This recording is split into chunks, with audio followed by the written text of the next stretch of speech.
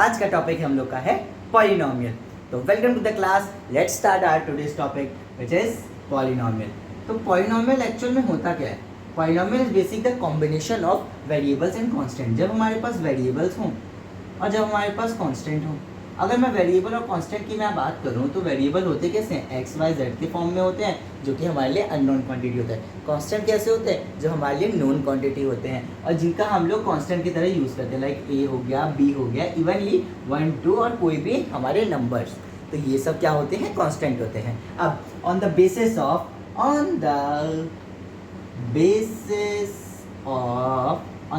Of terms के आधार पे ये कितने तरह के होते हैं? पहला है मोनोनोमियल। मोनोनोमियल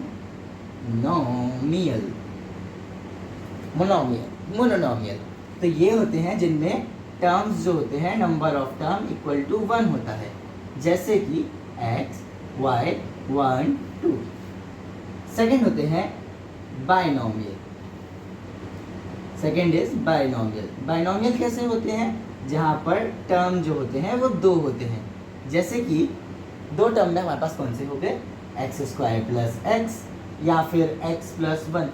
ये बात ध्यान दीजिएगा कि ये जो टर्म होने चाहिए ये यूनिक होने चाहिए। लाइक यहाँ अगर एक्स स्क्वायर तो दूसरा एक्स स्क्वायर के फॉर्म में नहीं होना चाहिए। अगर ये एक्स है तो अगला एक्स के फॉर्म में नहीं होना चाहिए। यहाँ पर अगर एक्स क्यू है तो उसका जो सेकंड टर्म आएगा, प्लस लगाएं या माइनस लगाएं, उसके बाद जो भी वो हमेशा क्या होना चाहिए? एक्स क्यूब के अलावा कुछ भी हो सकता है। तो सपोज वहाँ पर 1 भी हो सकता है, एक्स स्क्वायर भी हो सकता है, एक्स भी हो सकता है, 2x भी हो सकता है, इनफाइनाइट एक्स ना, we don't use infinite here. Okay, so third is monomial, binomial. Now next is trinomial. Trinomial कैसे होते हैं? जिनके अंदर नंबर ऑफ टर्म्स कितने होते हैं? एक्चुअल में 3, जिसमें 3 नंबर ऑफ टर्म से ट्राइनोमियल बोलते हैं। और जैसे एग्जांपल हो गया x cube plus x square plus x. यहाँ पर ये तीनों टर्म यूनिक होने चाहिए। तो आपके लिए अब इससे कुछ क्वेश्चंस।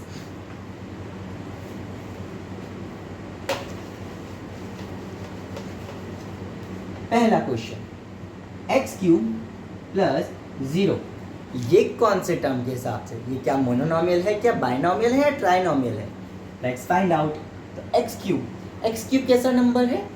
ये एक हमारे पास वेरिएबल है जिसकी पावर 3 है और 0 एक कांस्टेंट नंबर है।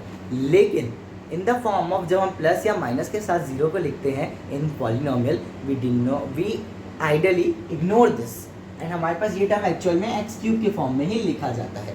तो ये एक मोनोनोमियल है। और अगर मैं बात करूं x cube plus x square तो ये एक बाइनोमियल हो जाएगा।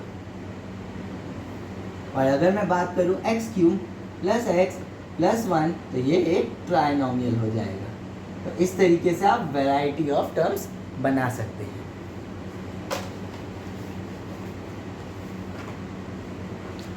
So moving ahead to the next topic, on the basis of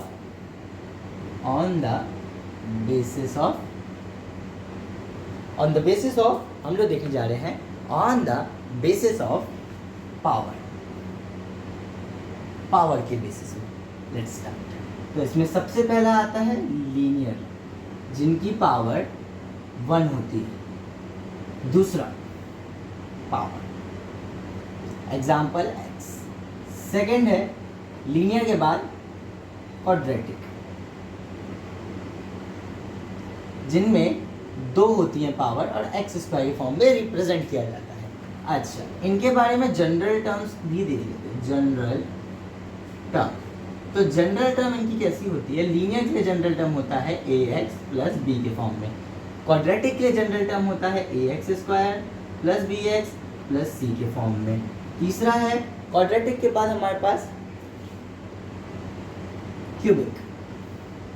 cubic general term 3 होते हैं, एक्स क्यूब में रिप्रेजेंट किया जाता है और इसके अंदर क्या होती है? ये पावर 3 होती है, एक्स क्यूब में रिप्रेजेंट किया जाता है और इसका जनरल टर्म होता है a x cube plus b x square plus c x plus D.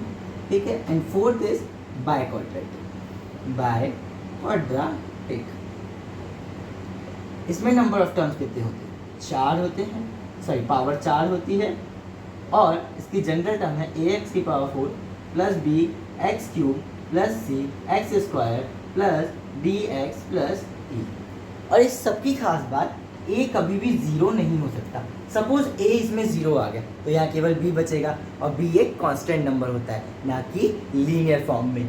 A x square plus b x plus c, अगर इसमें ए को अपन ज़ीरो कर देते हैं तो सिर्फ बी एक्स प्लस सी बचेगा, तो ये क्वाड्रेटिक नहीं लीनियर बन जाएगा। अगर हम तीसरे की बात करें तो ए एक्स क्यूब, अगर इसमें ए ज़ीरो हो गया तो इसमें सिर्फ बी एक्स स्क्वायर सी एक्स प्लस डी बचेगा, तो ये क्यूबिक की जगह क्वाड्रेटिक बन जाएगा। और अगर हम इसकी बात करें ए एक्स की पावर 4 को अगर हम लोग ए को ज़ीरो पुट कर दें तो हमारे पास बी एक्स क्यूब से लेकर ई तक के टर्म रहेंगे। और क्योंकि ये बी एक्स क्यूब है, इसका मतलब इसकी हाईएस्ट पावर जो है क्यूब है, यानी 3 है, यानी ये क्यूबिक बन जाएगा। इस सब में हाईएस्ट पावर अगर आप देखें तो लीनियर की 1 है, क्वाड्रेटिक की 2 है, क्यूबिक की 3 है और बाय क्वाड्रेटिक की 4 है।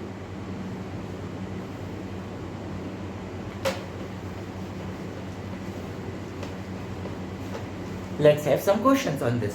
So, ax cube plus bx square minus ax cube plus bx square plus c. क्या आप पता लगा सकते हैं कि ये on the basis of power इसको ये कौन सा पॉलिनोमियल है? आइए देखते हैं। ax क्यूब और ax क्यूब आपस में कट सकते हैं, बेसिकली सबट्रैक्ट हो सकते हैं, और ये bx square 2b x square बन सकता है, और ये बनेगा c। इसकी हाईएस्ट पावर क्या है?